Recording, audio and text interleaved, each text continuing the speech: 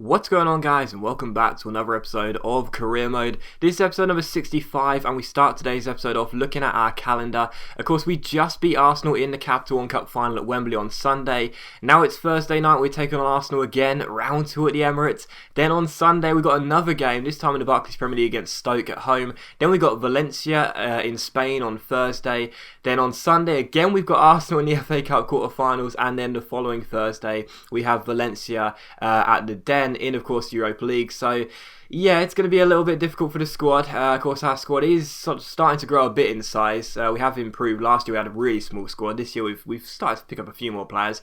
But even so, we are going to have some fitness problems and so on and so forth. So coming into this game at the Emirates, we did make a few changes. As you can see, there was quite a few players on light green, which I don't mind too much, but I always like to make sure I've got enough players on dark green stamina, because it's so common that players pull up with injuries nowadays. At least it is in this FIFA anyway. I'm not sure how it was in last FIFA, but certainly in this FIFA I've noticed that quite a lot of the players will start to pull up with injuries if they have light green to yellow stamina at the start of the game. Eventually they'll tire themselves out and get injured. So I did make a few changes, but it was Arsenal who had the first chance of the game here, looking for revenge after we beat them in the Capital One Cup. But McCarthy, who was no doubt man of the match in the game at Wembley, despite the fact EA didn't give it to him, made another great start here. A nice double save to prevent Ozil, and it was still 0-0. And in the 41st minute, a great chance for us to get the first goal of the game. Stanislas was played forward, but he chipped the shot over Szczesny, but also over the bar. So still Arsenal 0-0. Another great chance for Arsenal here in the 48th minute. Flamini crosses the ball in, and Mandzukic has a free volley, but he can't hit the target. So McCarthy, as things stand, looking for a clean sheet here, was still relatively untroubled. He did make a good save, a double save in the first half. Other than that, Arsenal were quite poor. But in the 55th minute, Diaby strike needed a save from McCarthy. Really good save by our goalkeeper there. Dives to his right and keeps the ball out as he tips it behind for a corner. And in the 77th minute, Jack Wilshere finds Wellington Silva. He gets past his man, crosses the ball in, and Mandzukic's head hits the post. Walcott follows up, McCarthy saves it, then almost put it over his own line, but he clawed the ball away. So 12 minutes to go, still 0-0. Alex McCarthy once again on course for a superb performance here. And in the 88th minute, Dzeko came forward, but he could only put his shot into the side netting. So great chances for Arsenal all through the game. They didn't take any, and that is why it finished 0-0. So McCarthy definitely man the match in this game. If EA didn't give it to him in the Capital One Cup final, he definitely deserved it in this one. Superb performance from our goalkeeper means he does keep a clean sheet, and we do leave the Emirates with a point. So I was very happy with that. I mean, we did rest quite a few players, and it was all Arsenal for the whole game, man. We had like 1 or 2 good attempts. Stanislas, of course, the best chance for us, but it was all Arsenal, as you can see by the stats here. They had 12 shots in total, 7 were on target. We only had 2 shots and only 1 on target, and Arsenal's possession was in their favour, 60 to 40%. So they were superb. McCarthy was incredible, and we did manage to get a point. So I was absolutely delighted, man. I thought we were going to get battered, but thankfully did manage to get a point. But in the following game on the Sunday, of course, there were some fitness problems again. We put out a really weak side against Stoke, I should say. Very, very poor. Of course, McCarthy had to keep his place in goal, but still quite a weak squad here at the Den to take on Stoke. But of course, we haven't lost in the league so far this season at the Den. Of course, we haven't lost in any competition at the Den so far this year. We're unbeaten so far at home, so we're playing really well. But Stoke come to us now. Of course, the reverse fixture against Stoke was really good. We lost 2-1 at the Britannia, but of course that had that ridiculous penalty decision in it, and of course Stoke scored a late winner, so we knew taking on Stoke would be difficult. And the first chance did come to Stoke in the 9th minute here. Jeff Cameron, the American, gets onto the ball and plays a wonderful through ball towards Breck Shea, his American teammate, and Breck Shea puts the ball into the back of net. So 9 minutes in, we were behind here, and McCarthy's clean sheet was already gone after a superb performance against Arsenal. He wasn't going to follow up with back-to-back clean sheets. Good strike by Breck Shea after a lovely ball by Jeff Cameron, and it's 1-0. But in the 15th minute again, Breck Shea's onto the ball, gives the ball to Eric Peters down the left-hand side. He crosses the ball in towards Arnautovic. It's up in the air. A great chance for Guerrero on the volley there, but he puts the ball wide. So another great chance for Stoke, but they didn't take it this time, so still 1-0. And in the 40th minute here, another good chance. Arnautovic is all alone, but he hits the post and McCarthy claims it. So it was all Stoke in the first half. They were fantastic. But from that, we throw the ball out wide to Camiliano. Carrasco gets onto the ball, takes on Ryan's shot and beats him, goes down the left-hand side there. He keeps on going. He's got all the pace in the world, Brian Carrasco. He's so quick when he gets going. Crosses the ball in. Michael Ngoo tries to get to header. It's up in the air. It's headed forward by Trotter, and Dongu's volley goes into the side netting. So still 1-0 to Stoke.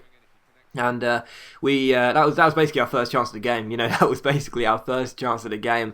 But sadly, we couldn't hit the target, and it was still 1-0. But in the 65th minute here, Michael Ngou's onto the ball. He keeps on going before giving the ball to Brian Carrasco here, who instrumented the first chance there. Carrasco gets onto the ball, Scoot turns around his man and shoots, but the young English goalkeeper Jack Butler makes a good save and puts the ball behind for a corner. And in injury time here, it was still 1-0 to Stoke.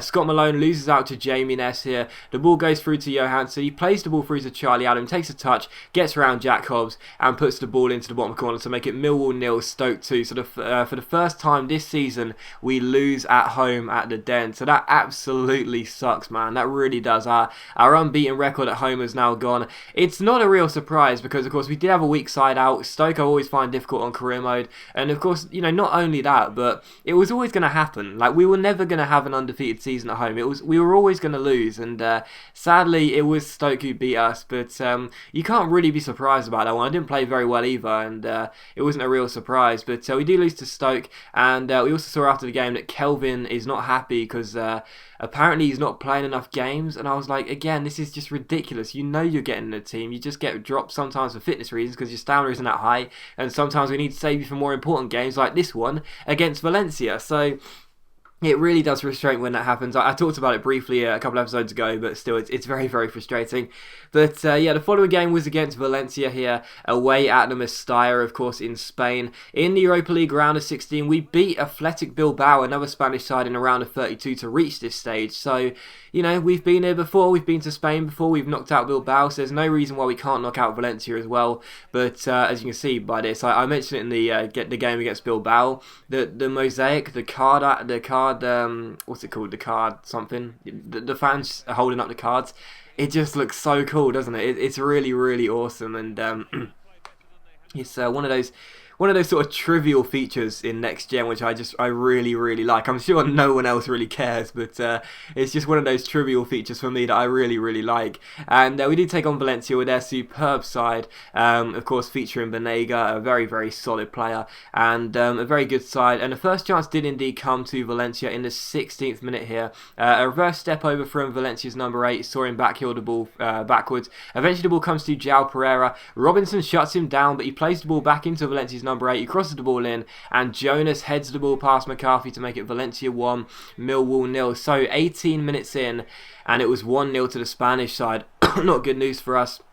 Nothing McCarthy could do about it, and it was 1-0 to Valencia. But in the 27th minute here, Lee Cattermole wins the ball, plays it to Danny Ings. He takes on his man, and Kalu beats him with a lovely piece of agility, keeps on going, gets himself one-on-one with Diego Alves, but the goalkeeper makes a superb save, and it's still Valencia 1, Millwall 0. So what a stop by the keeper there, and it's still 1-0 to the hosts.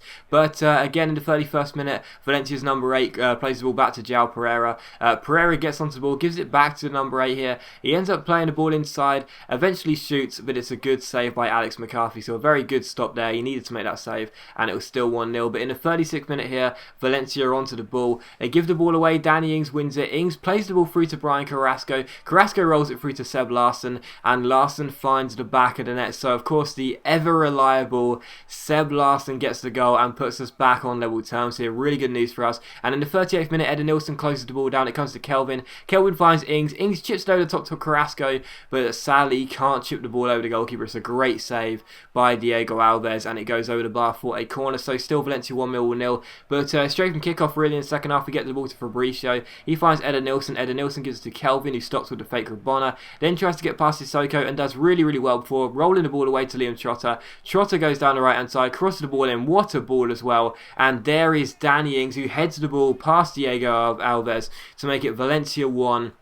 Millwall 2. Great header from Danny Ings. A lovely team goal as well, passing from the left side to the right. And Trotter, what a ball it was by our captain Liam Trotter. And of course Danny Ings, he's been putting in the goals all season long, and he continues to do so here. A crucial goal. It's our second of the game. It puts us in front. Valencia 1, Millwall 2, and 2 away goals as well. Very handy for us. And yeah, great header by Danny Ings. Wraps up a very nice team goal. And it is of course Valencia 1, Millwall 2 as Danny Ings gets the goal. So I came into the game very very, very fearful. I didn't think we'd be able to score many goals, but to be 2 goals up with 48 minutes on the clock, that's very impressive. So good goal by Danny Ings, nice team goal, and it's 2-1. But Valencia looked for an instant response here. Ava Banega played the ball out wide to the number 8, whose name I can't pronounce. He crosses the ball in, and Jonas with a free header should have made it 2-2, but he put the ball wide in McCarthy's post, and it was still 2-1. And the last chance came in injury time here. It was almost me with an absolute terrible error. The ball got played back. It was intercepted by Jonas, who should have scored,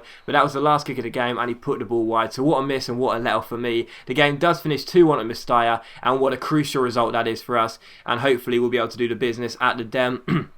But as always, guys, a big thank you for watching today's video. I really hope you have enjoyed it. Please excuse my voice, I'm not feeling very well. And enjoy the preview of the next episode. I made a new one to enjoy the preview, and I'll see you for that next episode tomorrow afternoon. However, of course, we do have 2 away goals in our pocket coming into this game, so we do have the upper hand, really. It was Valencia who had the first chance of the game, though. Jonas came through here, but his shot was well saved by McCarthy. Not a real surprise, I'm saying those words again. Good save by our goalkeeper, but in the 19th minute, how about this? Seb Larsson with a brilliant piece of charge down play. Eventually, the ball falls to Ings, plays it back to Larsson. Larsson is running clear, he's 1-on-1.